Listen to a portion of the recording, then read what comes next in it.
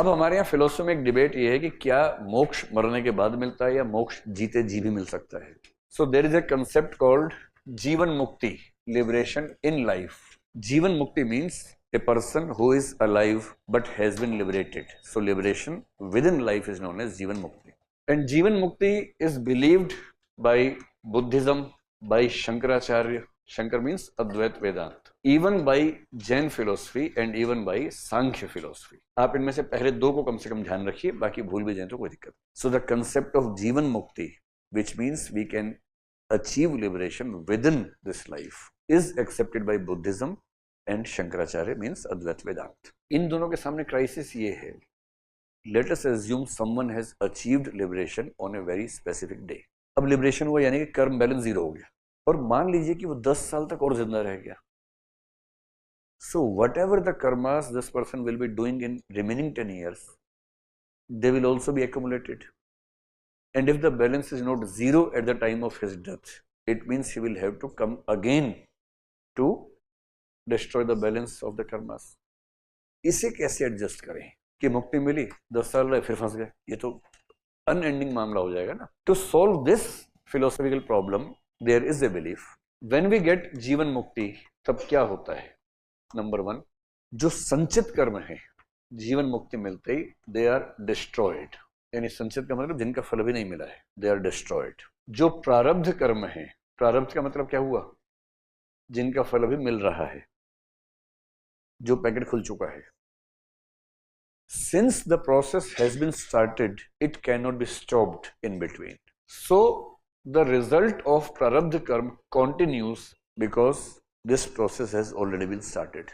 And this person, after attaining liberation, will survive till the time the balance of prarabdha karma is remaining. As soon as the prarabdha karma's balance finishes, he will die. अब इस बीच में जब तक प्रारब्ध का हिस्सा पूरा नहीं होता तब तक नए कर्म इकट्ठे ना हो जाएं, तो संचीयमान जो कर्म है तीसरा, they are not accumulated.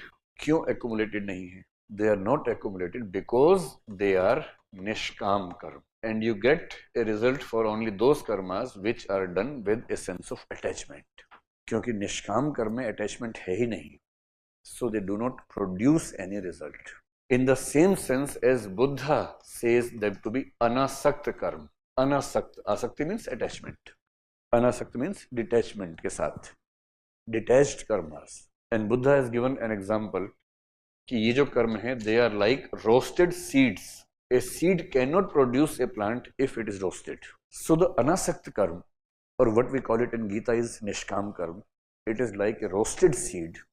So it doesn't produce any karmic balance, and that is why when someone has attained liberation in life and he has to survive for few more years just to finish the balance of prarabdha karma, during that time, if he is working on the basis of nishkam karma or anasakt karma, and this nishkam karma is done with the feeling of lok sangraha, so there is no further accumulation of karmic balance, and then liberation continues, and as soon as this person dies, he gets the final liberation from the cycle of birth and rebirth.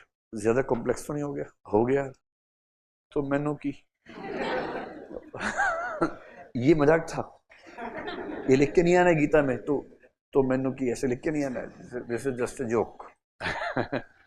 अब गीता पढ़ोगे तो ऐसा थोड़ा है, गीता कोई की book थोड़ा ना भाई, इतनी गहरी किताब है, उसको पढ़ने में थोड़ा पसीना तो निकलता ही है। ये मुझे भी नहीं पता कैसे हो जाते हैं। ये कह रही कि जीवन मुक्ति मिलते ही संचित कर्म कैसे डिस्ट्रॉय हो जाते हैं। I don't know the physics behind this. हाँ, लेकिन मतलब वो सब ऑब्जेक्शंस इस पे आते हैं, but this is a common belief in Buddhism, Advaita Vedanta and Gita कि लिबरेशन मिलते ही आपके जो बेनिफिट्स हैं उसमें है कि संचित कर्म खत्म हो जाते हैं। So logically this question stands well कि अगर खत्म हो जाएंगे तो this is A contradiction of कर्म सिद्धांत, but this is a belief in all the systems. अरे प्रारब्ध कर्मों का हिसाब चल रहा है इसलिए डेथ नहीं होती है, प्रारब्ध कर्म का हिसाब खत्म होते ही डेथ हो जाती है।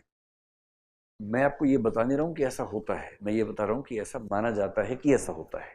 ठीक है, आप लोग मुझ पे जो हमला कर रहे हैं, मैं नहीं कह रहा हूँ ये सब होता है, मैं सिर्फ बता रहा हूँ। I am just a messenger, I am just telling what has been told in Gita and Shankaracharya etcetera.